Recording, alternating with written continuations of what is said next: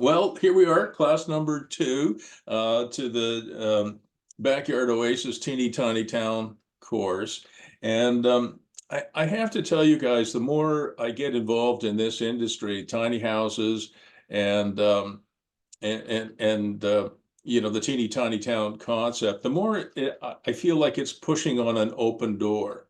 And I did actually check for an image that I could use pushing on an open door. And as you guys can imagine, it would be pretty hard to show pushing on an open door. I couldn't find an image like that. But what it is I have been kind of searching for a long time for another home run.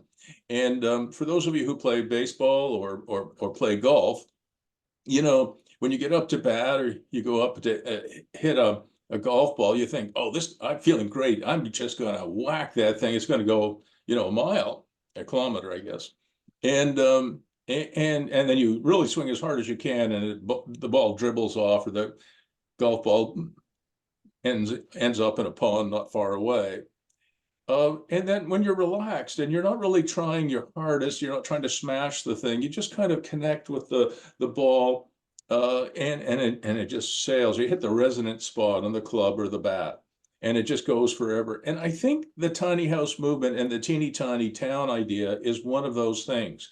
And it's my hope that by the time we finish this course next month, you know, you'll feel the same way. And in fact, I'm hoping that you'll turn backyards into an oasis. I'm hoping that you might, in fact, be part of the you know, the affordable housing solution, and also make some money. So that's kind of where we're going. I had some good news this week. If you guys want to hear it, you can all give me a thumbs up so I know you're awake. Uh, I didn't see one from Mark, but everybody else gave me a thumbs up. Okay, thanks, Mariella. One of our daughters tells us she's having another baby. So baby number 2 for her. Yeah, their children are always welcome. So we're excited. We'll have a grandchild number 6 next year. And I've still got 2 younger kids, and I'm hopeful that they'll get going sometime, and maybe we can add to that number over a period of time. Chris O'Connell's on the call today, and if you stick with me to the end of the course, Chris and I might share with you, if you're really good students, we might share with you that we have a tech solution coming out of this course, which is really interesting. We might actually be combining real estate with technology by the time we get to the end of the course. But you got to stick to the, you know, lecture number, whatever it is, in October, 5, I guess, and then we'll do that. Michael and Malin asked me a question, which I'm going to answer right off the top. And frankly, I'm delaying. I wanted to talk about Dr. Espy's Douglas Landing and the idea of a teeny tiny town as part of her new subdivision. But she is a dentist, and she's currently operating on somebody. So I guess she's not going to leave the guy or the woman with their mouth open and sort of whatever needles are sticking out of their gums and come and join us until 1. So I'm going to fill the time with other things. Don't worry, it's relevant. I'm not just going to talk about my family. All right. So I promise that we'll do better than that. But I'm going to deal with Michael and Malin's questions, the same question. They wanted more detail on the cost side of these installations that I've been doing. And Malin and Michael, see if you could pick up what your professor did, you know, your dumb professor did wrong. Okay, because I mean, I've done some good things, but I've also done some dumb things. And I'm that kind of lecturer, mentor, coach, whatever that kind of walks the talk. But that, which is good, you know, that I've actually done most of the stuff that I talk about myself. The bad news is sometimes I screw it up and lose money. The good news for you is that I know what not to do. So I think that makes me a better coach, a better mentor, et cetera. And then Greg, I don't know if Amy's going to watch this on the replay or not, but Greg Allen, you know, we're going to talk a little bit about your adventure or proposed adventure in on Salt Spring Island, or one of the islands anyway. So we're going to get to that as well before Dr. Espy, Jillian Espy, joins us. All right, enough of an introduction. All right, I'm going to share my screen with you guys, and we're back to where we were at the beginning of last week, which is talking about backyard oases and teeny tiny towns. And you guys all saw this last week. The Humble Creek guys, who are super great guys who build these things, are building these tiny homes, which are anything but tiny, right? They're quite big. And I think it's a 479 square feet of living area. And I went through it a little bit last week, so I won't go through the floor plans again. And then you know what they look like. This is actually the very first, they call these the Noble. This was the very first Noble that was delivered, and it's actually on one of my sites and owned by Ron and Michelle. We talked about that. And then we talked about the barndominium, you know, the old barn that I rebuilt from and in effect repurposed. And it's got 8 or 9 workshops in there. So the teeny tiny town concept, as you guys know, grew organically. Sort of the idea of having some workshops, and then people say, well, can I live nearby? And that's how we kind of got into the tiny house movement. And then here's Luke. Luke's on the call today. Here's Luke with his lovely family, Jen and 2 kids. There's Tina Ray, and there's Ron. And you can't really see Michelle, but she's there. So this is their tiny home, which you saw last week, with the deck that they built in the outdoor room. And I'm hoping that Ron and Michelle will make that outdoor room a 3-season room rather than just 1 or 2 seasons, right? So it doesn't take too much to do that. And then, you know, as you know, everybody who knows me knows I like naming things. And so we called this Tadpole House, and there's Michelle with the sign. We're going to talk a little bit more again about financing. I just want to make sure I did that well enough last week, but I'll talk about it a bit more today. And then here's just an aerial photograph. And then I told you guys, I really, really like creating waterfront. And where the soil conditions are right, I dig ponds. We talked about that as well. This is about a 3/4 acre pond, and there's other ponds in the area, 7 or 8 of them. And this is a giant one, 22 acre one, which is really a lake. It's called Dunrobin Lake. We dug that too. Now, this is the question that Michael and Milan wanted a little bit more clarity on, is what does it actually cost you know, to add a septic field, you know, a well, to put electricity to these tiny homes. And what you see here on the screen here, this is obviously the barndominium again, and you see 2 enormous settlement tanks. So for those of you who understand how septic systems work, and I'll just go to the next slide. This is the plan. So this is the barndominium here. And we have a kitchen in it. We have a washer and dryer in it. We have a water treatment system in it. We have a full bathroom in there with a shower. So anyway, when somebody flushes the toilet, the gray water and black water go into these settlement tanks. And then hopefully the solids, you know, like poop, settles to the bottom of the tank. And so gray water then is pumped from the settlement tank to the next settlement tank, and then pumped into the septic field. And these are basically just perforated pipe that lies on top of sand, right? And that's how, you know, it disperses. So the poop stays in the settlement tanks, and the other heavy materials stay in the settlement tanks.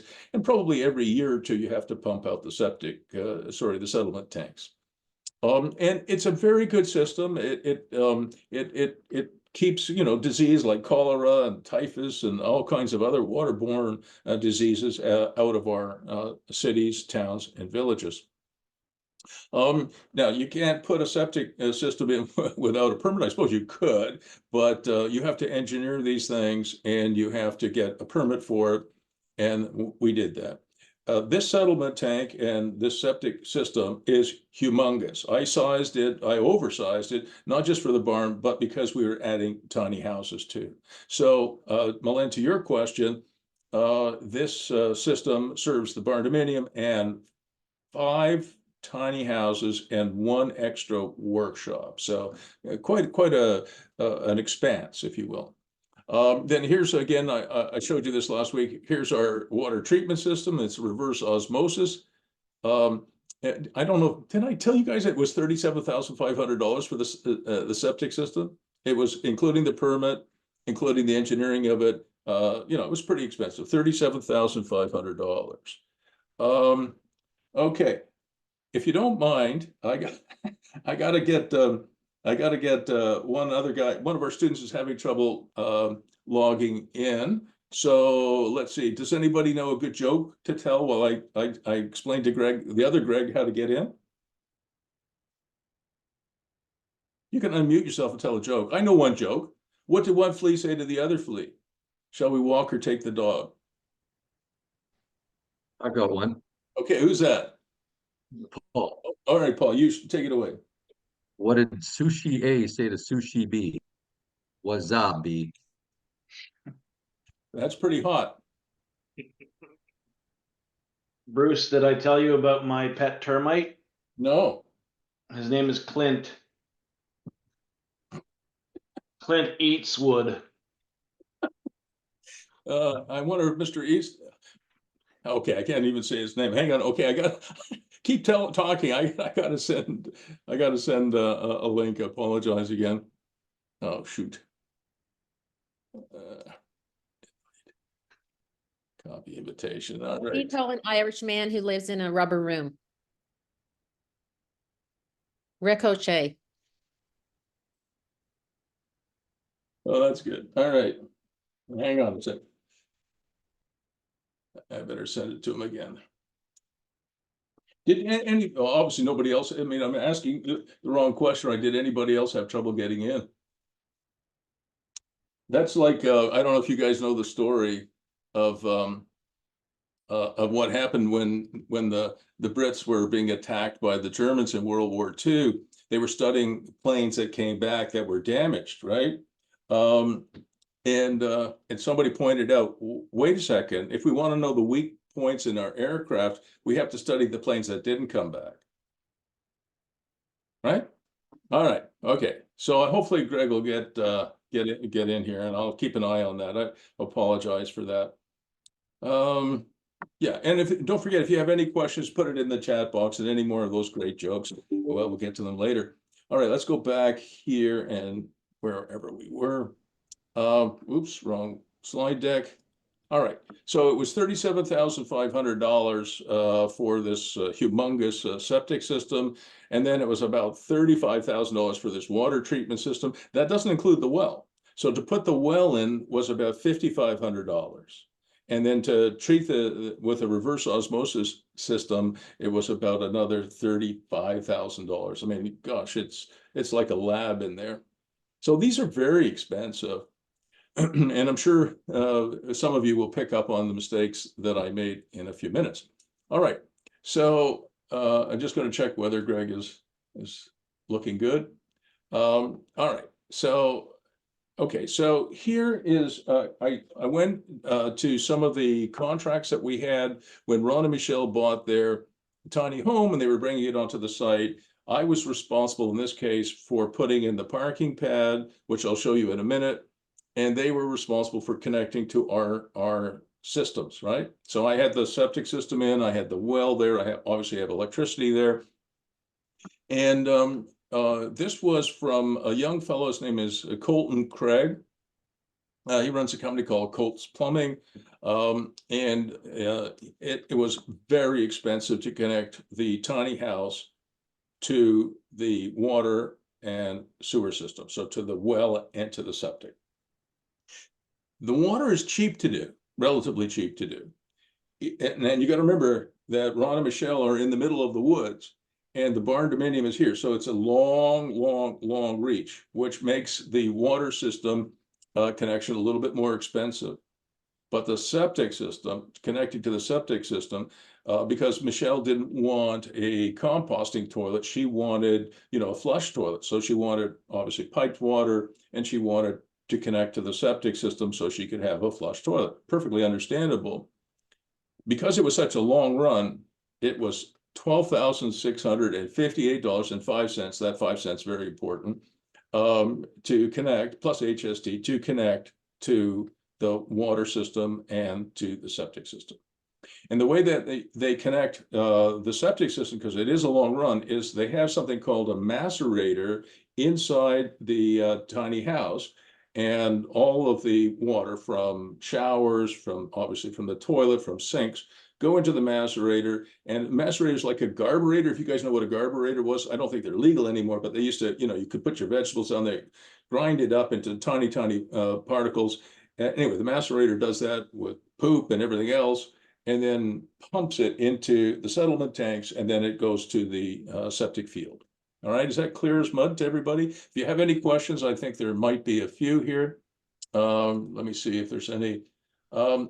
Kim is asking, have the costs increased since we put in the septic system? Kim, some of the people on the call know me really well, and I am really good on the revenue side. I can almost automatically improve revenues in just about any business, not just real estate. On the cost side, I suck. And, you know, people on this call I know are going to be much, much better than I am. They're more patient, and they will get 3 or 4 quotes. I mean, Woody's on the call here, Mr. Brick Painter, and his wife, Michelle, I hope is on the call too. And I know that they're very careful on the cost side. I'm no good at that. So I think the answer is that you could probably do better on just about everything, including negotiation on the cost side. On the revenue side, I'm great. Cost side, not so much. Robin's saying, do you always get septic systems put in on a time and materials basis? Do you ever get a fixed price? I've done both, Robin. And one of the reasons why sometimes fixed prices work against you in the contracting business is some contractors have to quote high because there's so many uncertainties in construction. But on the other hand, if you get 4 or 5 quotes, you know, one of my my youngest son is responsible for a project, and he's a project manager, and he told me that they got 4 or 5 quotes for, I think there were 6 kitchens they had to order, and one quote was literally half the price of everything else. So it can work either way. Let's see, what else have we got? Alex is saying, are there any restrictions for installing on waterfront property? I've also heard it's difficult to get insurance. Well, waterfront property is, you know, there's no question that there are what are called buffer zones. So when you're next to a wetlands or a river or a lake, in most provinces and most states, there are buffer zones. They could be a 15-meter buffer zone. It could be 30 meters. You have to certainly be outside the buffer zone in most cases. Okay, Robin's saying, can you keep adding tiny houses to the septic system, or do you need to apply for a permit from the Conservation Authority every time? I'm going to answer that later. Okay, so this was the quote and what Ron and Michelle paid to connect to the water and sewer. And again, it's very high because the distance from the tiny home to the settlement tank and to the well was really, really far. So one of the key things is if you put a well in, you put a septic system in, you don't put the septic system next to the well. You don't want to pollute your well. So they're usually far apart, but you want your tiny homes to be in close proximity if possible.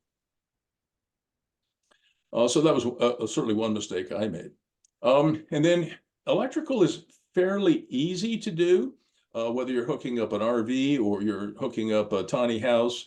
Electrical is pretty simple. We did a 100 amp service for Ron and Michelle, and the cost for doing that was about $5,500. And again, because the cables were so long, if you have a long transmission cable, obviously you're losing power, right? So you need a thicker cable in order to transmit, you know, 100 amps, right, over such a long distance. So if it was closer, it would be considerably less than this, but this is what it cost for them.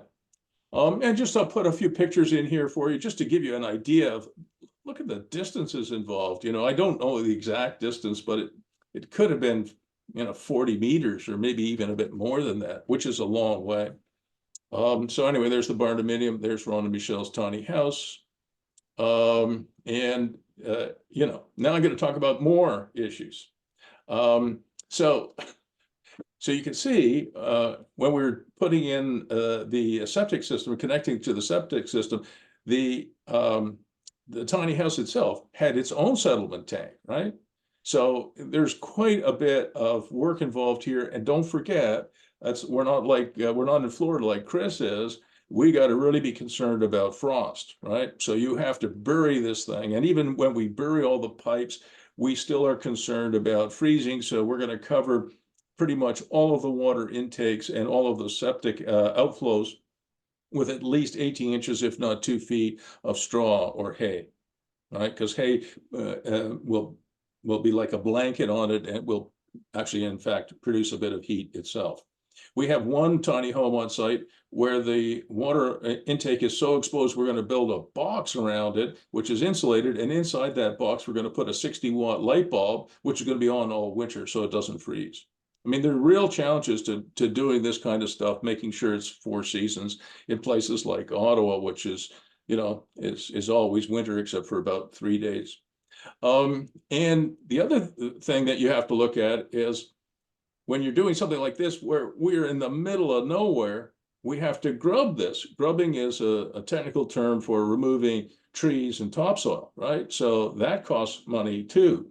So we, you know, you can see the links that we're talking about here and the equipment we had to bring in to do that.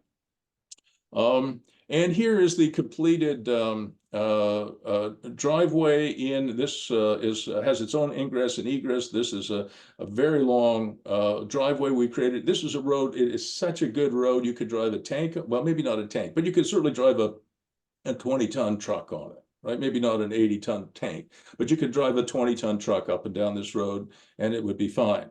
So this is, again, a very, very expensive piece of infrastructure. And up, there's my car over here, just giving you a scale. There's the parking pad that we created for Ron and Michelle. Again, there's the distance that it was. And here is another problem that we faced. This is Ron standing up, as you can see, stretching out. It turns out we have a communications cable, which is a high-speed internet at the front entrance of their driveway. And these tiny houses are very, very tall. They're just under the legal limit so that you can motor on down the highway. In fact, we have had one which we couldn't take down the highway, it was so tall. But this one we could. But we actually had to create something to prop the communications wire up so we could slide the tiny house underneath it. That was quite something to do as well. So you can see that there's a hell of a lot in this. It's not as easy as what I thought. And I thought, what the hell, I'll just show you the early part of the construction of this, what amounts to a road. There won't be any sound on it, but you look at the equipment that we had to bring in. This is just road base here. This is not the finished grade. And this is one of the guys who works for me. He was taking this video to give me an idea of what was going on.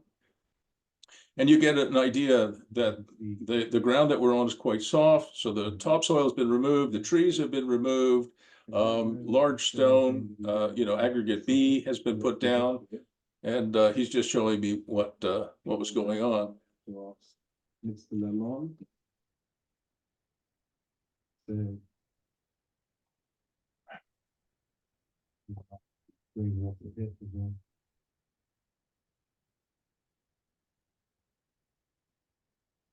It's got my little logo on the bottom right. I don't know how that got there.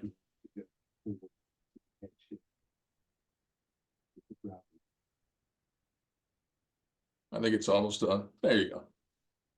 All right. Wasn't that exciting? Oh, we don't need another one. All right. So the other question I think that I got asked by Malin and by Michael was, can you put, and I think maybe Robin, you were asking that question too. Can you put, how many tiny homes can you put on a septic field? Well, I'm working on another teeny tiny town. This one is in Tay Ridge. I don't know. It's in a small township to the west of Ottawa. I think it's called Tay Ridge. And I did speak with the Ministry of Environment directly on this. It used to be called MOE, Ministry of Environment, but governments, they love to change the names when they're bored. So it's now called the Ontario Ministry of the Environment, Conservation and Parks, MECP. Nobody thinks of MECP. Everybody still calls it MOE. And I spoke with a very, very, very progressive, young, dynamic engineer. And she told me that it is a priority in Ontario, and I believe her, to support affordable housing. And I believe her. There's a lot of BS that comes out of government, but not from this particular engineer.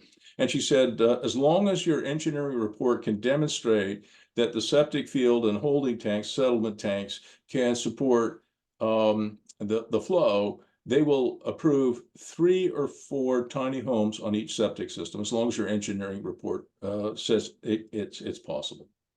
So that was really good news. Now, have you guys figured out what I did wrong yet? Unmute yourself if you can, if you want to. I'm gonna take a guess. You built the septic system for the barn Barndominium. your barn. Yes, before or it limited the number of homes you could hook up. No? No, we supersized it like McDonald's. We Oh, okay. supersized the settlement tank and the septic field. So we could probably put another 10 tiny homes on the thing and it would be perfectly fine. That wasn't the issue, but there was another issue that's obvious, at least I thought it was. Anybody else want to have a go at it?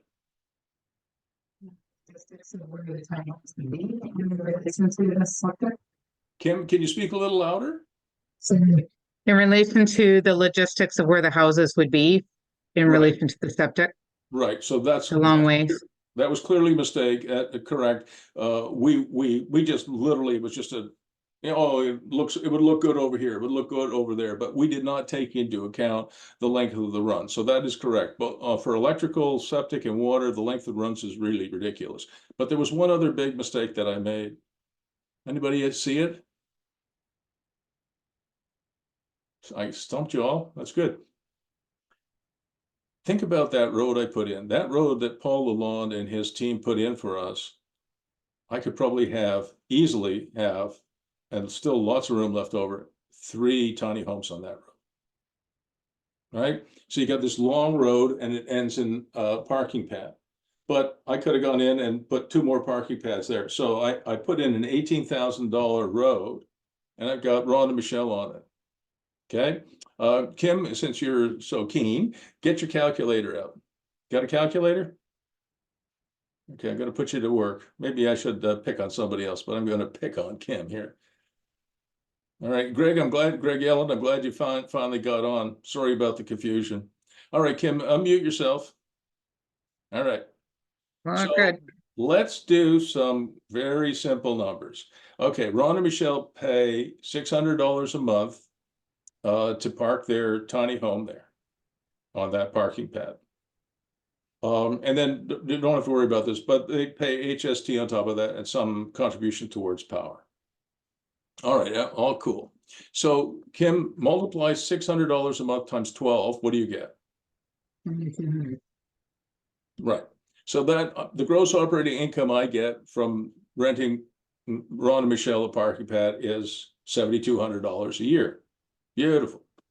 Now, as a rule of thumb, I've told you guys this before, many of you have heard me say it. As a rule of thumb, it's just a rule of thumb. I subtract 34% of gross income to account for operating expenses, property taxes, repairs, maintenance, any utilities I have to pay, property management, vacancies, whatever. So multiply that number, 7,200, Kim, by 0.66. And what do you get now? 4,752. All right, and divide that by 18,000, which is what we paid for that road. That's our ROI. That's our cap rate. 264. How much? 0.264. So 26%, something like that? Yeah. Okay, so my ROI on that is about 26%, which is pretty good. Okay, so I thought, oh, I started patting myself on the back. I'm so smart, I'm going to make, over 20% return on investment. I am great. Kim, what would have happened if I had put 2 more tiny houses on that road? What would happen to my ROI? Double. I think it might be close to triple. So, okay, skill testing question. Okay, everybody put on your thinking hats. What's better, 20% or 60% return on investment? I'll really have to think about that one for give me a few minutes for that. Well, So that's when Chris and Tina Ray and Milan and the others are, and Luke is here, when they're building their teeny tiny town, which I'm going to talk about in the next couple of weeks in Metcalfe, Ontario, we have to be cognizant of all the mistakes I made. So you guys picked out some of them and I added the last one. Oh, right. It's obvious, right? It's so obvious. And of course, after I signed the lease with Ron and Michelle, I realized I screwed up, right? I did. And Ron and Michelle would have been happy with a couple of neighbors. They've got like acreage there. So I could have probably agreed to that. But one of the things I can't do, or I shouldn't do, and I won't do, is I won't go back on my word. So there you go. All right. So that's, I hoped I answered your question. Okay. So the good news is the ministry will support almost certainly 3 tiny homes on each septic field. Let me see if I can get the chat box here just in case I'm missing anything. And possibly as many as 4, which was really good news. Okay. Paul, you asked, was the trenching cost for electrical covered by the same as the plumbing trench? No, you never, at least you try not to put electrical wiring in with water and sewer, all right? Because you can get serious problems from that. So we have separate trenches. Milan, did you have something you wanted to ask? You have to unmute yourself, kid. Yeah, I do. I'm just a little baffled still. I'm sorry, Bruce. So, the barn dominium had a supersized septic tank. You're saying that usually septic tanks 3, maybe 4 tiny homes, and it sounds incongruent. This depends on, when you say 3, maybe 4, we're talking about a typical household septic tank. Is that what we're talking about? Versus a supersized one. Yes, 100%. That's very good. A good point, Milan. You're quite right. I supersized the barn dominium septic field in order to support the workshops and the tiny houses, and that system supports 5 tiny houses, not 3, not 4, but 5. Not all on one site, because it serves some tiny houses that are off-site. On another adjacent lot. So I have 5 tiny homes connected, the barn dominium, which has, facilities in it connected, and it has, 8 or 9 workshops connected, right? So it had to be bigger than the household system. So typically if you had a house in the rural area and you had a well and a septic system, thinking about if you add 1 tiny home, it's kind of like adding 1 additional bathroom and 1 kitchenette, really.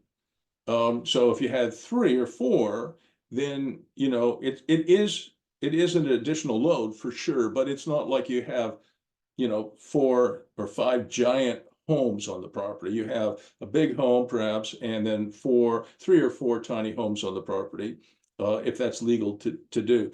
In the adventure that you're involved with, along with Tina Ray and Luke and Chris and myself, we have an AG3, and this was interesting to you, Greg, out in Saskatoon. Oh, you're both in Saskatoon, both Gregs there. Okay.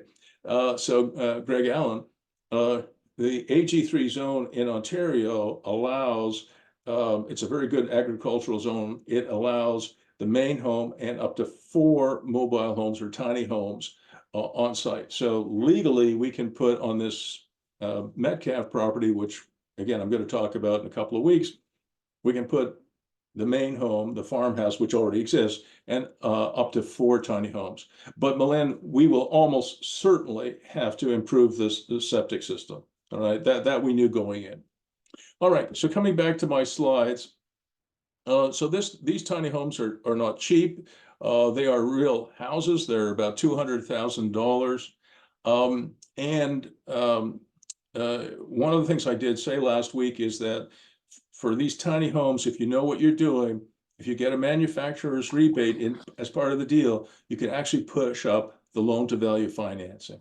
Right. And if anybody is going to buy a tiny home or a bunch of tiny homes, if you want to, you can come back to me offline and I'll walk you through how to do tiny home financing so that the amount of cash you need is much lower than it would otherwise be. The HST in Ontario, there's HST in British Columbia, there's GST in the United States. There's no such thing as a value-added tax, at least so far.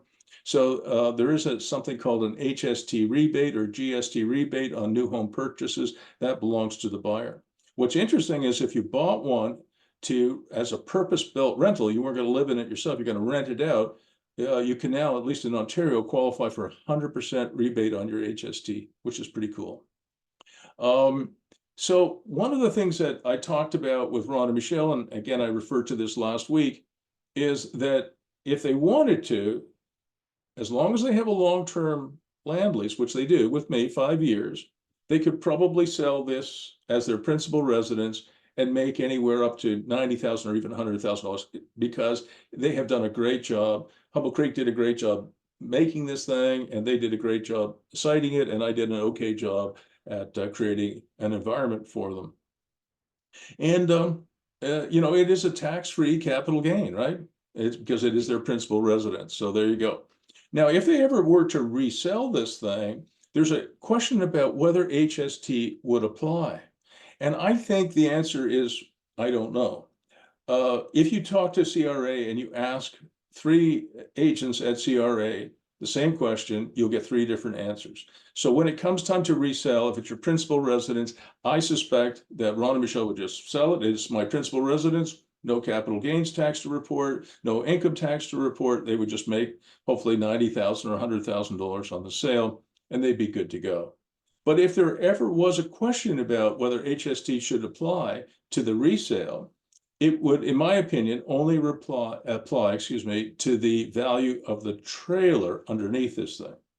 Because a trailer, if you own a trailer and you resell it and you transfer the ownership of the trailer, you do pay, or the buyer does pay HST. So there might be some HST due on a transfer of the trailer, but it would be quite minor. And then another question I got from one of the students was, do tiny houses depreciate like RVs? And I did a very unfair thing here, as you can see on the screen. I picked a picture from the internet of an RV in very poor condition, and I picked a brand new Noble. So you can see my bias is clear. But I have given this a lot of thought, and it's probably too early to say whether or not RVs, you know, and tiny homes will both depreciate. I think the RV, I know the RVs depreciate like hell, but I'm not sure about the tiny home. And my take on it is that, for example, for Ron and Michelle, if they were to sell their existing unit and buy another one, and I think that they'll probably make about 90 grand next year, next spring, tax-free.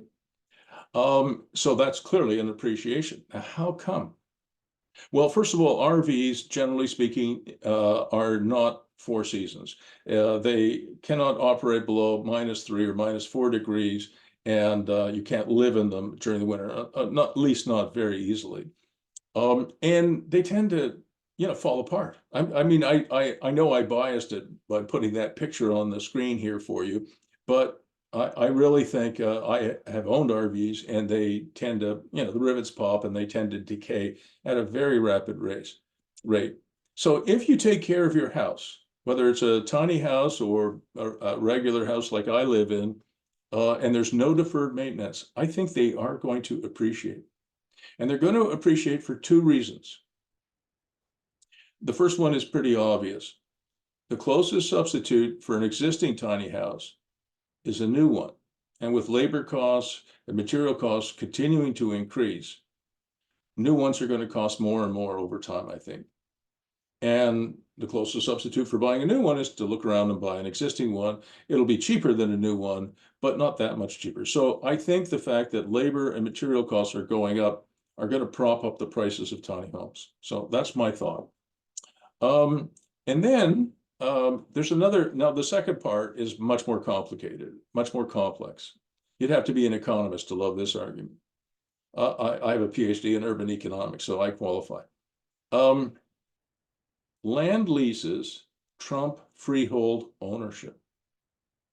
What that means is that if Ron and Michelle have a long-term land lease with me, which is 5 years, and they do, if I said to them tomorrow, oh, I don't like you guys anymore, somebody else is willing to pay me more for your space, and I'm going to open it up to 2 others, so I want you to go, get out of here.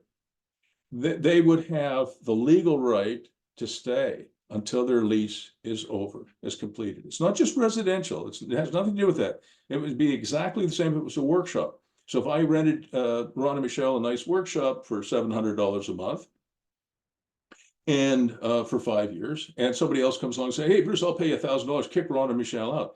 I cannot do that. I own it, my wife and I own it as a freehold owner, but they have leasehold rights. It's actually a term, leasehold rights.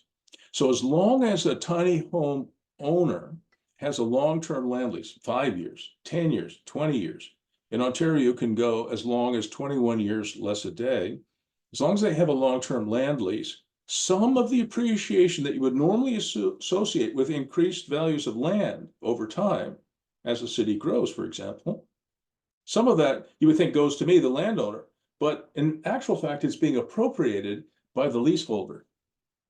That is a real thing. So I think tiny homes on long-term land leases will appreciate. And if I didn't explain it very well, sorry. I just had to show you guys this, especially for you, Milan and Luke and Tina Ray and Chris. Remember I told you guys, I think last week, I didn't show you these last week. I told you I had a terrible, terrible tenant who really left the barn in a mess. Well, I wanted to show you what he left it at. Maybe I did show you these pictures, but whatever. This is what it looked like before we fixed it up, when we finally got rid of that guy. Look at the way he left it. This is inside. This is the loft. Left old junkers around. You know, it was incredible the way he left it. And then these are some pictures of my kids when they were young and when we were building the barn. Remember, I got this barn from a developer who was going to knock it down. We took it down in pieces and put it back together again. So you can see it being assembled here. This is Miriam, who's now a mother of 2. This is my youngest one here.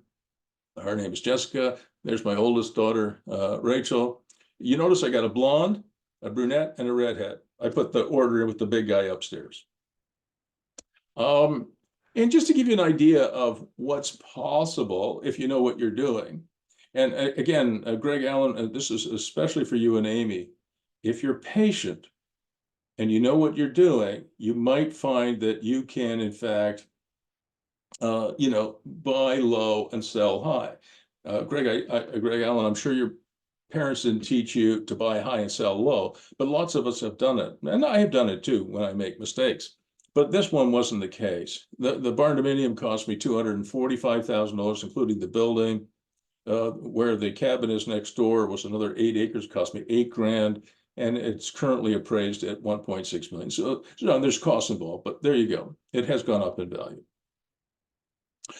This is pretty exciting. Humble Creek is very close, I think, to getting this design, the Noble, approved in the city of Ottawa, right, as a backyard or side yard coach house. That will be a game changer. If we can just roll a tiny home into your backyard or your side yard, put it on screw piles, and you're good to go. That is a game changer. We won't know for at least another 2 weeks whether the city will approve it, but I think they might.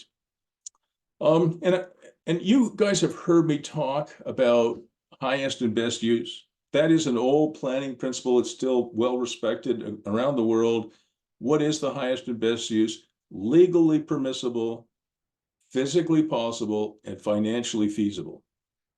Those are the 3 tests. So Greg Allen, when you're looking at land on Salt Spring Island for your new business, is it legally permissible? What does the zoning say? Can you actually build it? It's not a building up in the air. It's got good foundation. And does it make financial sense? The teeny tiny town that we built by accident, and the highest and best use, it just happens to be a tiny house called Trail House, another tiny house called Woodland Studio, cabin in the woods, which is my old hunting cabin, Big Bertha, which is a humongous tiny house owned by George and Brett. Tadpole House, which is Ron and Michelle. Then we've got all kinds of workshops. One guy makes cigar box guitars, which I talked about last week. Another guy pimps your motorcycle. Fandom.ca does beautiful kitchens and bathrooms and cabinetry. We've got a dog training group. We've got a custom clothing manufacturer. We've got a bunch of people who have containers and storage units up there. So that's its highest and best use. And it produces a decent return, but it could have been much higher if I hadn't made the mistakes that we talked about a few minutes ago.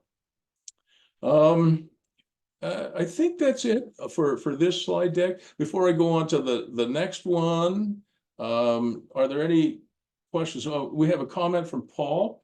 My experience with trenching is that one must allow 12 inches between water and electrical lines and 24 between sewer and electric lines. That's for urban areas. Well, in the rural area, we just didn't want to chance it, Paul, but I take it that maybe we could have done better. All right. Are there any other questions before we go on?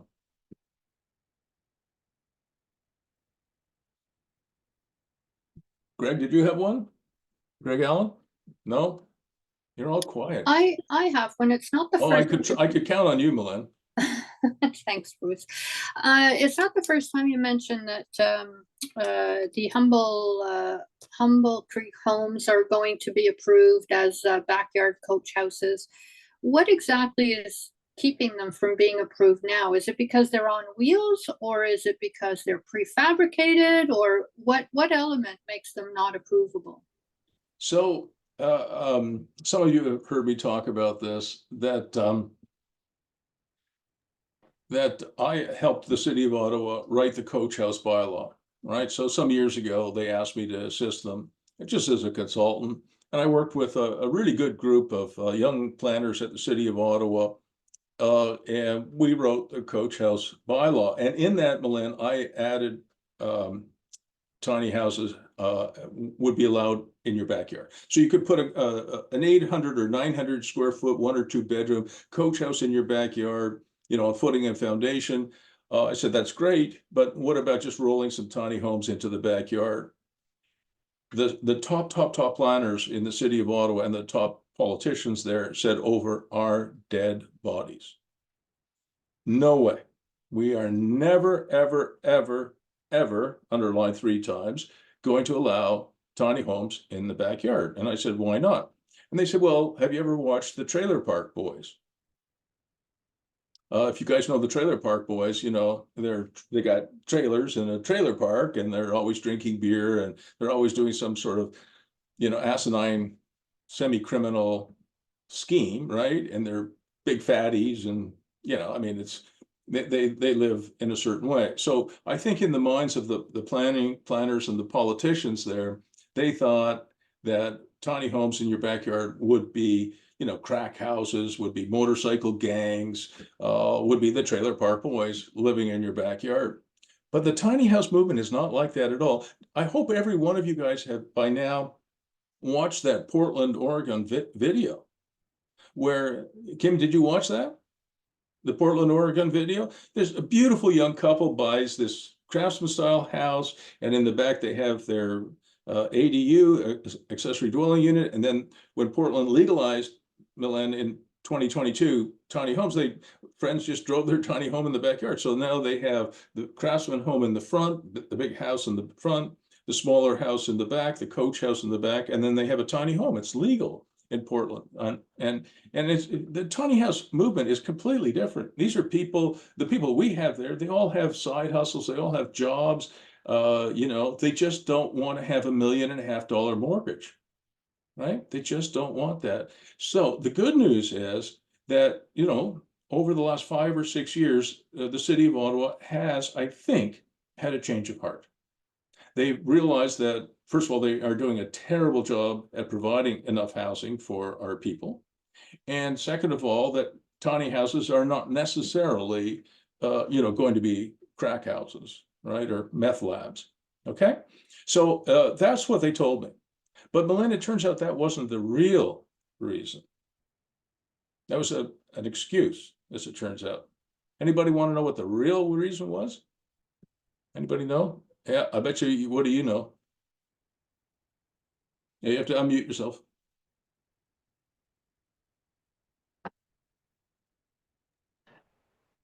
They're looking for a bigger tax base. Exactly. So Milen, you were on the right track. You said, is it because they're on wheels? Yes. And I didn't realize that. You know, I'm the smartest dumb guy you've ever met, or I'm the dumbest smart guy you've ever met, right? I'm pretty smart, but I'm also really dumb. I was just sitting there going, oh, okay, yeah, okay, trailer park boys. But wasn't what was really going on. What was really going on was, at least in part, what Woody said, and what you were going, the direction you were going in, Milen, which is that MPAC, the Municipal Property Assessment Corporation of Ontario, which values property in Ontario for property taxes, cannot value anything that's on wheels. It's not fixed to the property.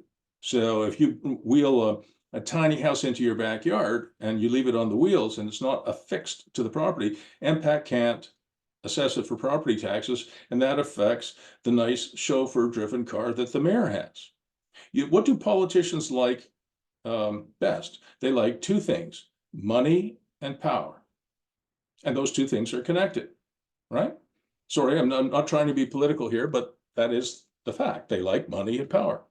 Why else would you be prime minister or mayor or whatever? Okay, so I'm a bit skeptical. So what I'm getting at is, you know, had they told me the truth, that would have been trivial to solve. Woody, I don't know if I ever mentioned it to you, but it would have been trivial. You know, we license dogs, right? There's a thing called a dog license. If the city wants to allow tiny houses to be wheeled into your backyard and they're worried about not getting any property taxes, just issue a license. Say, hey, and no, let's say you decide that if it had been fixed to the ground, you would have got an extra $1,200 a year in property taxes. Create a license for the damn thing and say, okay, Mr. Homeowner or Miss Homeowner, if you want to put a tiny house in your backyard, that's $100 a month, your dog license or your tiny house license. Like, it's trivial. They could have passed a bylaw like that in 5 minutes. Well, not in Ottawa, but you know, it wouldn't take that long to write the damn thing. So they should have told me that 5 or 6 years ago. I would have solved it for them right then. But anyway, we're going to get it approved, I think, this year. Okay. All right. So we're almost, you know, oh, Jillian, you're there. Jillian, can you unmute yourself? Dr. Espy, do you know how to unmute yourself? And turn on There. Okay, turn on your camera, Jillian. Introduce yourself to everybody. Where are you? Is my camera on? I don't know. I can't find you yet. No, not yet. It's thinking. There we are. Hi, Jill. There we are. Yeah. I'm just having lunch. All right. So Hi, I'm Jillian. yeah, Dr. Espy is a dentist, my dentist, and a good friend, and she loves real estate. So Jillian, I have been delaying for 54 minutes waiting for you. Oh, I've been here for about 10 or 20. All right. Okay. So let me start right away. So what I wanted to do was I wanted to talk about something, and Dr. Espy and I are actually going to go and visit the barn dominium in the teeny tiny town on Saturday. So this Saturday, Jill is picking me up. She is my Uber, and we're going to go to the barn dominium. We're going to see what we've done there, and then we're going to go out to Beckwith Township, which is kind of west of Ottawa, and we're going to talk about maybe what could happen there as part of her new subdivision. So Jillian is both a dentist and a real estate guru, and Saturday we're going to spend some time together. All right, so let me share, well, I've got Jillian here, I'll share my slides here, if I can find it. Yeah, here it is. And this is something that we have named, Dr. Espy and I have named Douglas Landing. Jillian, why did we call it Douglas Landing? Do you remember? You have to unmute. It's Douglas Side Road. Okay, it's Douglas Side Road. So I think we cleverly named it Douglas Landing, and living and working with nature. So what I'm thinking is that some of this new subdivision, it's a rural subdivision, might be a teeny tiny town. All right, so what does that look like? So this is the plan that we have been working on for quite some time. Yeah, here it is. This is Douglas Side Road. Can you see my cursor moving around left to right?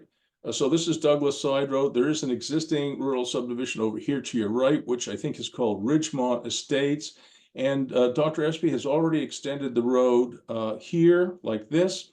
And there was a farm to the north of this property, which was severed by Dr. Espy and myself and our team some time ago and was sold to a local farmer. So the farmland has been sold off to a local farmer, and Dr. Espy retained about 40 or 50 acres here, which was zoned rural.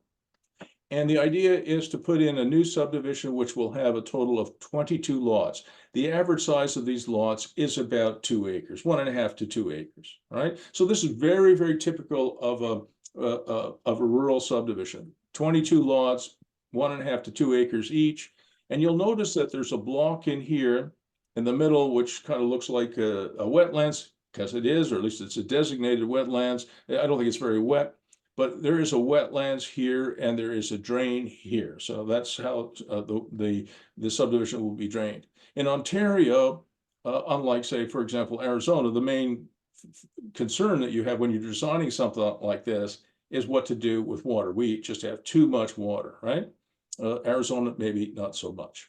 So anyway, we're working with a number of consultants on, testing the water, testing the soils, looking at different solutions for this new subdivision. So anyway, there's the potential for 22 new lots here.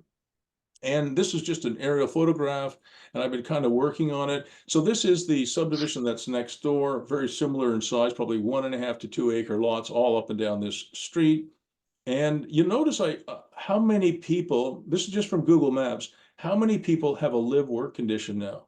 So this one here, this is just from Google Maps. This house has a registered massage therapist called the Red Door. Sherry has some kind of spa here, which I imagine is hair and makeup perhaps.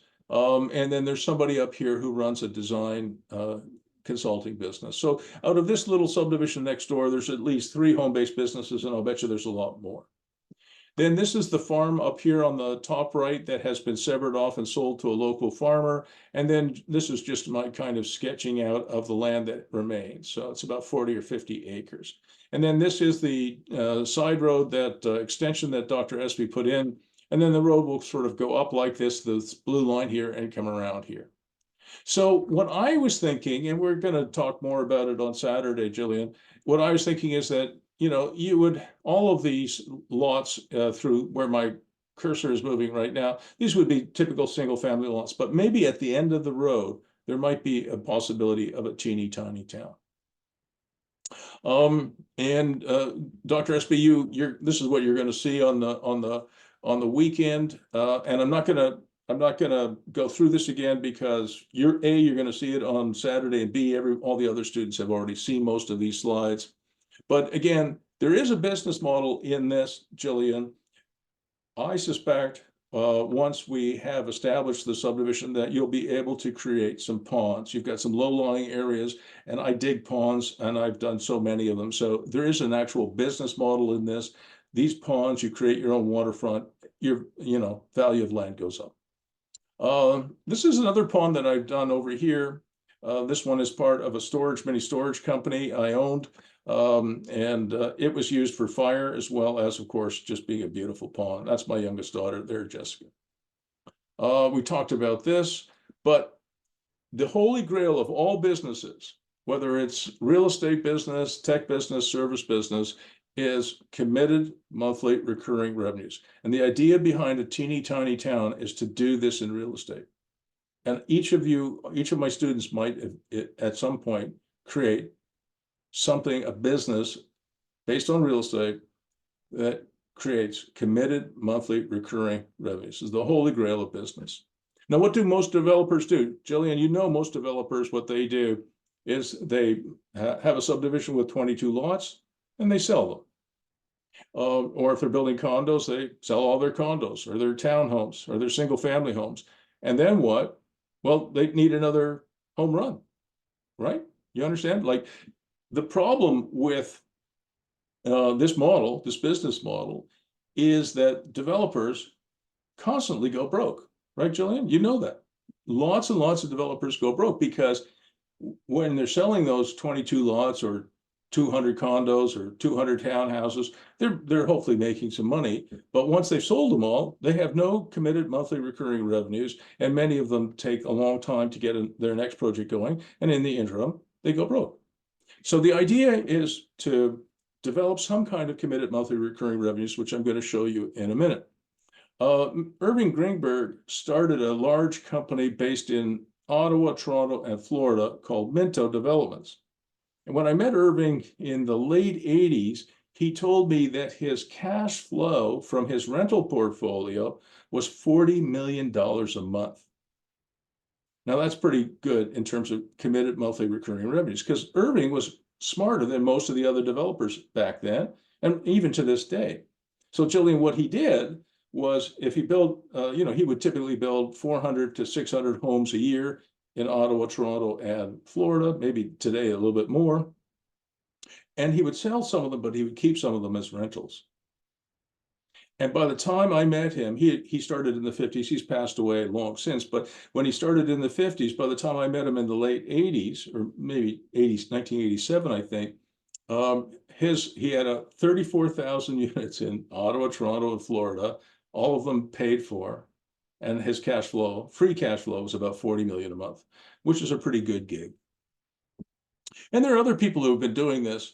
I put this guy in here. His name was, he was the 6th Duke of Westminster.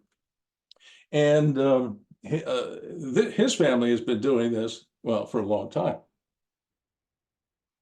And he died in 2016 at the age of 65, I think. His cash flow from his portfolio, the Duke of Westminster, his cash flow was $14,600 US an hour, which is pretty good. And he was worth about 9.35 billion British pounds. And then after he died, this young man became the 7th Duke of Westminster. And he is known, or was known, as the most eligible bachelor in the United Kingdom. Now, he's very good looking, I think. But I think his wallet might make him even more attractive. So anyway, recently he got married to a very nice young woman, and their portfolio is incredible. It started, I don't know, a few hundred years ago, with 200 acres in Mayfair, which is right in the center of London. Right? Imagine 200 acres in the center of London, but this is back in the 1700s. And it started with Richard Grosvenor, who, when he was, I think, in his 40s, he married a girl who was 12. Don't try that today. But anyway, she had the property and he had the title. He was broke, but she had property, but not the title. So her parents married her off to Richard, who again was in his 40s, and she was very young. And he got the property and she got the title. I'm not sure she did very well in the deal, but there you go. And then this happened in 1740. 13 years later, Richard was busy building what is one of the most important parts of London, Grosvenor Square. It's a fantastic development. He did that in 13 years, what you see on the screen there. So it's residential and commercial, and of course, lots of area to play in as well. Here's a picture of Grosvenor Square today. Imagine owning 100% of Grosvenor Square today. So this family owns property in London, England, Vancouver, Canada, Sydney, Australia, and Los Angeles. Only 4 locations. So for most of us as real estate investors, we can own property in 1 city, maybe 2. As soon as you get beyond that, most of us can't manage it. And I think that is probably a truism, right? But even a very wealthy family like, the Duke of Westminster, the Grosvenors, are only in 4 cities, right? So they focus, right? And I think we have to do the same. All right, now we're not going to talk about this because we're going to do it later. All right, now we're back to Douglas Landing. So what I was thinking, Jillian, is that here we are, you drive in here, there's nice homes everywhere, but the last 4 lots and this block, which is a stormwater block, would become teeny tiny town. So teeny tiny town 3 or teeny tiny town 5, or I'm hoping that you guys will be my disciples and you go out into the world and propagate, right? Like my daughter's doing. And so let's think about this. I think, Jillian, we will be able to get Beckwith Township and the Ministry of Environment. They will approve, I believe, because I've talked to the Ministry of Environment, I believe they'll approve 4 tiny homes on each lot. So if you ended up converting lots 3, 4, 5, and 6 at the end of the road to a teeny tiny town and keeping block 2 as well, you would end up with 16 tiny homes. And the model, the business model, Jillian, is the highest and best use for this teeny tiny town would be 4 lots, the block where the stormwater is, 4 tiny homes per lot, 4 small workshops, which is also legal, and then hiking trails, ponds, and maybe some micro farms, which I'm not going to talk about today, but I will talk about later in the course. And I did some numbers for you, Dr. Espy. And this is teeny tiny town Landing, Douglas Landing, you becoming the Duke of your very own teeny tiny home. So we'll call you Duke Espy. And so again, we go back to the highest and best use, 4 lots, 1 block, 4 tiny homes per lot, 4 small workshops, 1 on each lot. Some micro farms, which again, I'll talk about later. And then I said, well, if we get $600 a month for each parking pad, $700 a month for each workshop, and some money for each of these micro farms, which again, I'm not going to talk about today, it means your committed monthly recurring revenues from these 4 lots could be, and the block, could be about $12,000 to $13,000 a month for the rest of your life. So, you know, that's not all the money in the world. That's nowhere near what the 7th Duke of Westminster gets. He gets that probably more than that per hour, but still, you know, it is something that I think people should think about. And Dr. Espy, I am going to talk to, I probably coach 8 or 10 developers now at this time who are doing new subdivisions and in the States and in Canada. And I'm going to see if I can't get every one of those developers, and some of them quite big developers, to put a teeny tiny town into their plan. And the reason I'm going to do that isn't just so that they can have some committed monthly recurring revenues, but it's also so they can get some props. They can get some kudos from government for being part of the affordable housing solution. I don't know if that makes any sense, but I think they will get props for it. So I think Beckwith Township and I think the Ministry of Environment, I'm almost positive the ministry will be on side with this because I've talked to them, and they're very, very, very supportive of anything that looks like affordable housing. Certainly this is one of those solutions. So anyway, I'm not going to go through all the details, Jillian, because we'll do that on Saturday. But for those of you who are interested, I will be sending you guys a copy of the spreadsheet that I did. And it looks like the cap rate from these 4 lots will be something like 11%, maybe as much as 12%, Jillian. So, you know, right now you could probably get 4% from your bank. Getting 11% return is better than your bank, and that would be forever. All right. And it means that when you apply a market cap rate of 6.5% to the net operating income, it means that this little teeny tiny town would be worth about $1.6 or $1.7 million after we complete it. So it looks quite promising. I'm going to stop there for a minute and just take a breath. Do you have any questions, Jillian, or anybody else? Please unmute yourself and go to it. I'm in a busy lunchroom, so it's a little noisy.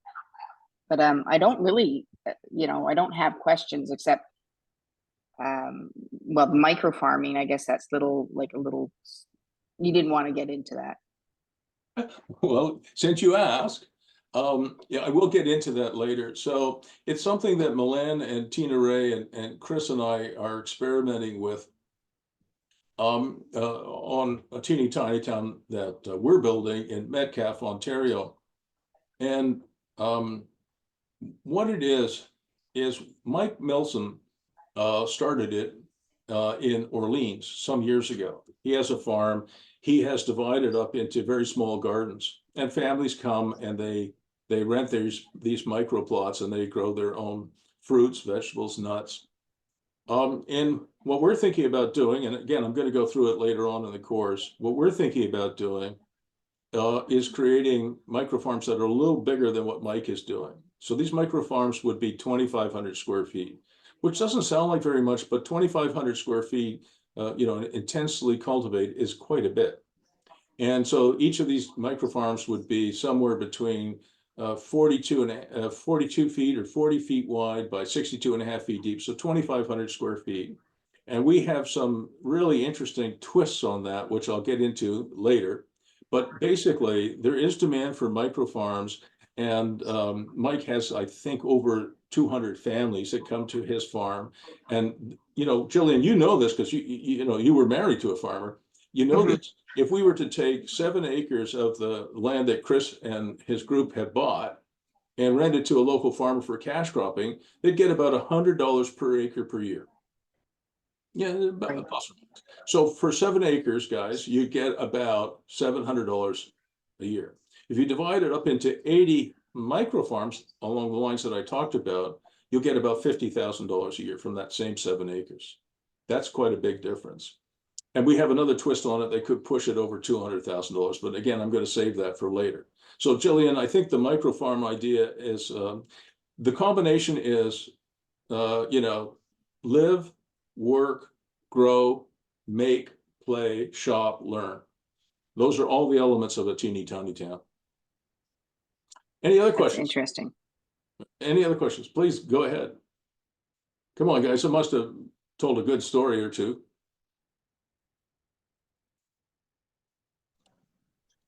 Hi, Bruce. 18 Ray, thanks for bailing me out.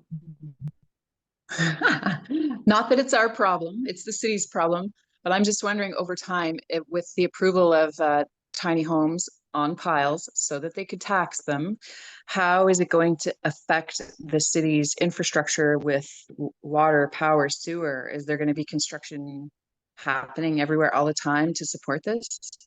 Well, I came here from Australia in 1983, Ottawa I'm talking about. So I've been here for a while. And I was trying to recall if there's ever been a year where the main highway through Ottawa, which is called the Queensway, the 417, has not been under construction. And Tina Ray, I cannot recall a year in 40 years now where it has not been under construction. So cities like Ottawa, which are relatively fast growing, are going to be under construction and reconstruction, I think, for the rest of your life. And who's the youngest person on the call here? I don't know.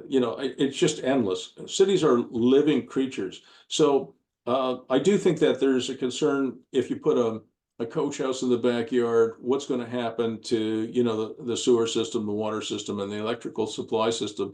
But that is, we've got to have places for people to live. Right now, I think I told you guys, my wife built a little bunkie in our backyard. She put it on Facebook Marketplace for an hour and 10 minutes, and she had 51 requests for showings in 1 hour and 10 minutes. We're taking in 500,000 immigrants a year. Where are these people going to live? Where are our kids and grandkids going to live? So I think we are doomed as long as we're growing as quickly as we are. In Japan, they have the opposite problem. Their population is dropping like a stone. Their population is going like this. And one of my clients moved to Japan. He's an American, and he bought a beautiful 10-acre property there for $14,000 US, because there are villages in Japan which have one person. In this village that he moved to in Japan, it's a rural village. It used to be home to 300 or 400 people. It had one elderly lady left in it, one. So he was able to buy a leasehold, a long-term leasehold for $14,000 US, and he's living quite happily there. Guess what? He wants to build there. Tiny town. A teeny tiny town. Yeah. So he Yeah. expected, and you know, and because he's there and he's about your age, and he's super charming. You know, there are lots of other Americans who are thinking about moving there and joining him. The village can hold 300 people. There's now him, his wife, and his buddy, and this older lady who's very old. That's it. So I they guess have the also- problem. But in Canada, we're going to see construction as long as we continue to grow. Mhm. The current government is talking about Canada having 100 million people. Right now, we're at 40 million, up from about 25 million when I got here. Wow. Yeah. I it's guess there's incredible. always the option, if we have the space, to create our very own infrastructure for our tiny town. Well, certainly on the 27-acre farm that the group has purchased, there's plenty of room. And one of the Yeah. things that we have found out, Tina Ray and Luke and I and Chris, is that the tiny home owner or the tiny home renter doesn't want to be squeezed in like a trailer park. Like some of the tiny home guys that I talk to are developing plans to have, you know, literally, it's like a parking lot. You know, you know, there's maybe 3 feet, 4 feet between each tiny home, right? I don't think that is what most people in the tiny home movement want. They want, like I said, they want to have some space to breathe. They want to have a dome there where they can have some kind of business, or a small workshop where they can have some kind of business. They want to have a garden, you know, and they don't want to spend a $1 or $2 or $3 million on a house, and they don't want to have a $3 million mortgage. So I think that some of these developers, and I don't coach them because I don't agree with the direction they're going in. But thank you, Okay. Tina Ray. Thank you. Thank you. Anything else before we move on? Bruce, this is Woody. I have a quick question, please. So let's assuming we're starting from ground zero here, and I'm interested, or someone's interested in buying a property to start a teeny tiny town, and we're working with a realtor. What would the search criteria be in terms of, you know, minimum requirements for zoning? And what are the parameters by which we could actually begin a search to find a property that would be conducive to starting a business like this? So Greg Allen, are you still on the call? Yes, there's Greg. Greg and Amy are based in Saskatoon, as is Greg Allen. Dr. Allen is in Saskatoon. And I think this weekend, Greg, you and Amy are going out to Salt Spring Island, right?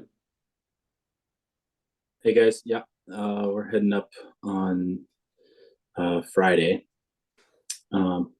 Just a little correction though. Can you guys hear me? Yep. Okay. I am from Moose Jaw. I'm in Moose Jaw though, not Saskatoon, but still in Saskatchewan. But anyway, yeah, we're heading up on Friday to search some properties, and we have a very similar question as far as understanding zoning and what to be looking for to fit with the parameters, right? So Yeah, and because you're leaving soon, we're going to move over now to answer your question, Woody, and your question, Greg. But Mark, you had your hand up. You're next, and then we're going to move on. Yeah, come here after you. But Greg, Mark first. Yeah, thanks, Bruce. Just to finish that conversation before Jillian got on the phone, you were talking about MECP and assessing the value of your coach house, for example. They would be, so just so I understand that correctly, they would be able to do that if it was not on wheels, and if it was dug in, for example, they would be able to assess the value. That is correct. So what Humble Creek had to do when they applied for the building permit for 984 Cavan, which is in the Carlington area, they had to they're going to wheel the tiny house into the side yard actually, and they had to engineer screw piles, which are sort of like piles you drill into the ground, and they're going to take the tiny home, jack it up, and put it on the screw pile. So you're going to leave the wheels on there in case they ever want to move it, but the wheels won't be touching the ground. It'll actually be on screw piles. And we think the city will probably approve that. Just and thank you for that. And just a follow-up question. You had mentioned a couple of times Humber Creek as a vendor for tiny homes on wheels. Yep. Is there such a thing for, do you have a contact for that, but not on wheels, just a model home, you dig a hole in? And yeah, I'm glad you asked that. What I'm going to do is I'm just going to go back here. Hang on a second. I think I'm screwing up. Yeah, sorry. I'm gonna grab this. I'm gonna just share my screen with you for 1 minute more. I'm gonna put this in the and Jillian, I'd like you to do it too. I'm gonna put this in the chat box for you. This is a really interesting case study, Mark, and Jillian, you as well, and for everybody on the call. I'm going to put this in the chat box. I'd like you to watch this video. This is so this is one step up from the tiny home. So this is a really great part of a new subdivision where instead of going with the teeny tiny town, they went with something they call starter homes, which you can sort of see on the screen here. All right. So Mark, there are people, I'm going to stop here for a moment. I'm going to put it in the chat box. Guys, if you can copy that out of the chat box, I'd really like all of you, and Jillian, you as well, if you can, to watch it. It's about a 20 or 30-minute video. I watch these videos when I'm on my treadmill. I bought YouTube Premium because I don't like commercials. And I really learn a lot while I'm on my treadmill, trying to keep in shape. So watch that. So Mark, that's those are the guys that that have done a really good job on starter homes. So instead of building 9 McMansions, Jillian, they built, I think, 44 starter homes. And I'm going to put in the chat box also for you, Mark, the contact I have for Humble Creek. These guys are wonderful guys. The gentleman I just put in the chat box for you, Mark, his name is Simon Fazo-Gas. That's a wonderful name. He speaks English and French and maybe some Spanish too. And there's his cell number and his email address. He's a lovely man. He works closely with me and with Chris O'Connell too. And he's going to be a big part of what we're doing with our farm. Okay, Kim, quickly to you, and then Robin next. Yeah, so my question has to do around with finding the land and then time frame as to who to bring in when. And like engineering contacts or referrals as to who might have like experience in this. I'm going to answer that. Robin, quickly to you, because I want to show something to Greg Allen before we leave. Sure. For apologies for the lighting. For Jillian's development with the regular lots and then 4 tiny house lots, or 4 lots for a tiny house community, are you worried about the tiny house community bringing down the value of the other lots, or do you think it would actually bring up the value of the other lots? So I get asked that question all the time, Robin. That's a great question. And Kim, I will come back to you in a sec. So the answer to your question is really profound. Jane Jacobs was the greatest urbanist of the 20th century. She's well known. She's an American who lived in Toronto for many years. And she said that the key to creating value was peace, order, and good government, which is the Canadian motto. So if you tolerate graffiti, garbage, public room decay, petty crime, it doesn't matter. You could have Detroit had incredible mansions, Robin, but they allowed petty crime and garbage and graffiti and other small matters like that to collect and build up. And you know what happened to Detroit? The city actually went bankrupt, and you can't create any value. So whether it's tiny homes or large homes or anywhere else, the sine qua non is that you have to have peace in order to create value. And Robin, you would know the Glebe in Ottawa, right? It's a nice downtown suburb. If I were to walk around with this group in the Glebe today, I could point out to you, there's a metal bashing shop. There's an apartment above the attic. There's an apartment above the garage. There's a coach house in the backyard. There's a basement apartment. I could point out there's shops and there's offices and there's restaurants and, like I said, garages, and lots of industry there. And you would agree with me, I'm sure, Robin, that property values in the Glebe have done nothing but go up. So having tiny homes as part of Dr. Espy's subdivision will actually increase the value, in my opinion. And I have built subdivisions where I had student housing, and I've had townhouses, and I've had monster homes, and I've had shops, and I've had retirement residents all mixed together. I've actually built them with coach houses that where the property values did nothing but go up.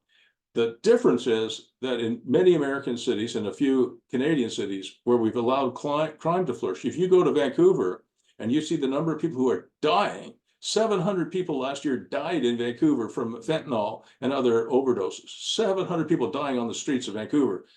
There are streets in Vancouver, which is an incredibly expensive place to live, where there's no property value whatsoever. So I would say to you that the effect will be positive, not negative. All right, so now to answer, and before we lose everybody, because I tried to end on time, I want to show you something that will kind of answer maybe some of the questions that you guys have asked.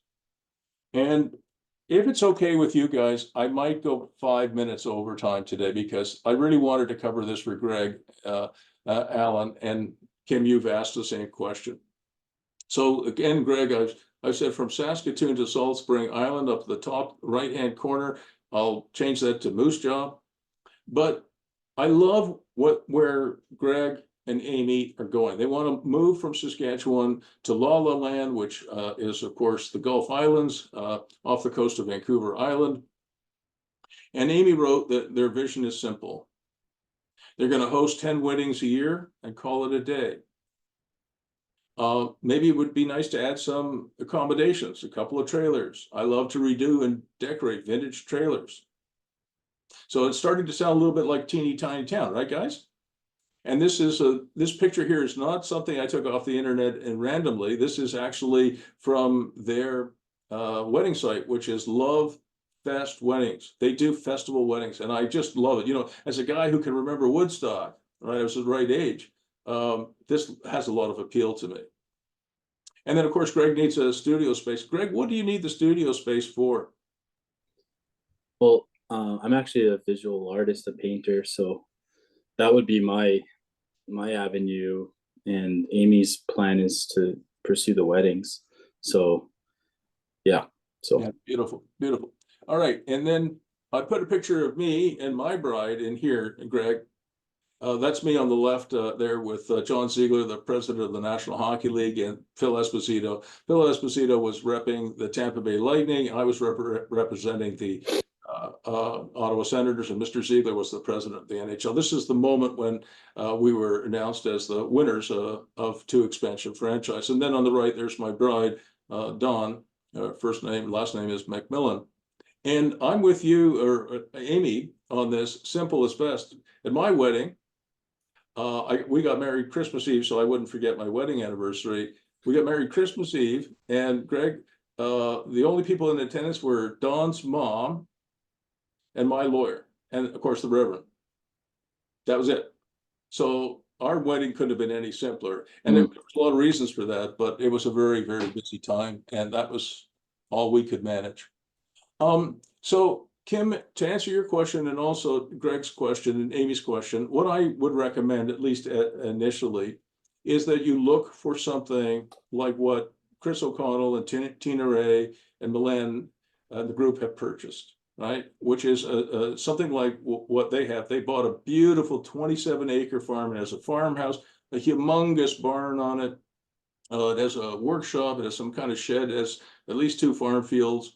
And it's zone AG3, which in this in Ontario means Agricultural Resource 3. And it allows agritourism. That's a very important thing for you, Greg and Amy. You're looking at, and the ALR in BC allows the same thing, agritourism. And it's just what it sounds like. Sometimes you'll hear me use the term agritainment, and sometimes you'll hear me use the term agritourism. But it allows things that would probably be consistent with what Amy's goals are, Greg. That's what you're looking for. And I wanted to show you now, guys, as you know, we're recording this and it's unlisted and it is confidential information. I've asked everybody who watches these videos not to share them with anyone else because I don't want to get anybody into trouble. But Greg, when you and Amy are out there, if you have time, go and visit Phoenix Domes.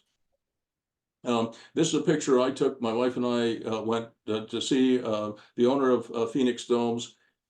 They have a gate and video surveillance. Now, why do you think that is, Greg? I would imagine to monitor, so people won't be traipsing around and That is checking out what they got going on. That's correct. So now I'm going to show you some pictures inside, but again, this is confidential information because I don't want to get anybody into trouble. So when you walk around Phoenix Domes, they produce these beautiful domes. I love their domes, but they have accommodation for visitors, for guests. They entertain people from all over the world. They come and learn about the domes, but they also have employees, and they live in these shelters. So this thing is like it looks like an outhouse, but it's actually somebody lives there. There's a schoolie here. If you guys know what a schoolie is, it's a converted school bus where people live. There's a couple other sheds over here. This this is like an old UPS truck. Somebody lives in that. There's another schoolie there. Now, Greg, I'm going to give you one guess. Do you think she got any permits for any of this? Probably not. Probably not. And I can't coach people or recommend to people that they would do this without legal permission. For the farm that the group has bought in Metcalf, they can have the farmhouse, they can have a micro suite there, they can have 4 tiny houses or 4 mobile homes, they can have the micro farms, all of that's legal. But I don't know how many, I didn't count, but I think this lady, who's a super great person, probably has at least 30 of these. And I don't think any of them have been approved. So this is, I'm sure this never had a building permit. This thing on the right, here's an old van that somebody converted. They sleep there. Actually, it's somebody's home.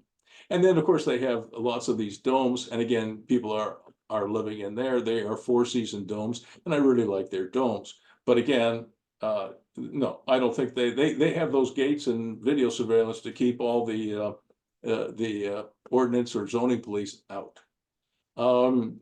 Here's some more of their domes on the right, and then they've got some, I don't know what these are, some kind of tent, and then they've got some weird construction. I mean, that looks to me like a tree house that somebody just kind of built.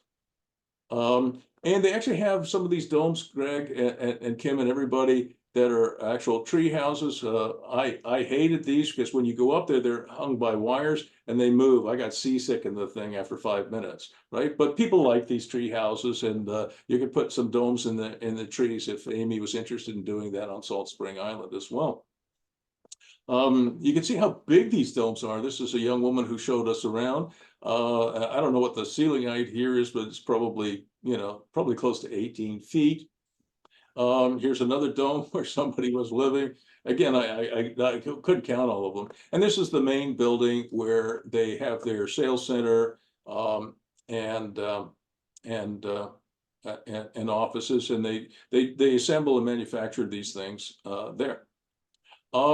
Now, I checked out the uses in BC for agricultural land, and it does allow a lot of the things that I think you would be looking for. You can see the list here: winery, cidery, storage is important, farm retail sales, agritourism, this is key. And then some more over here, home-based businesses, which would be your business, for example, and they allow some kind of parkland as well. So there's all kinds of things that they allow here. And this is also very important, even though I didn't bold it, education. Because a big part of Teeny Tiny House is making it a learning community. So I'm a real estate and business coach, right? Somebody else would have their own, thing to instruct. One of my clients does sweat lodge training, right? So education is a big part of it. Not a school, but sweat lodges or registered massage therapy, whatever.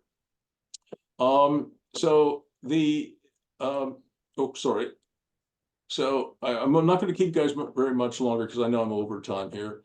Residential uses in the ALR, the agricultural zone in BC, are based on property sizes. On a property less than 40 hectares, which is about 100 acres, you can have a principal residence of 500 square meters, which is about 5,500 square feet, which is huge. And you can have one coach house of 90 square meters. So that's about 1,000 square feet, Greg.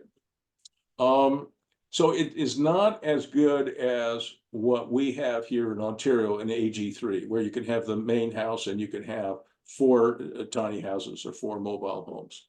On a property larger than 40 hectares, you get an even bigger coach house, about 2,000 square feet.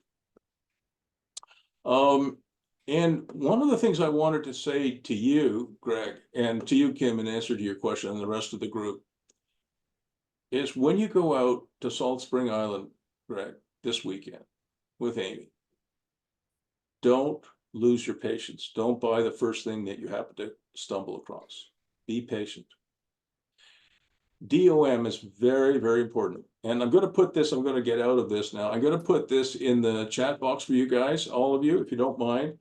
You can copy it out of the chat box. How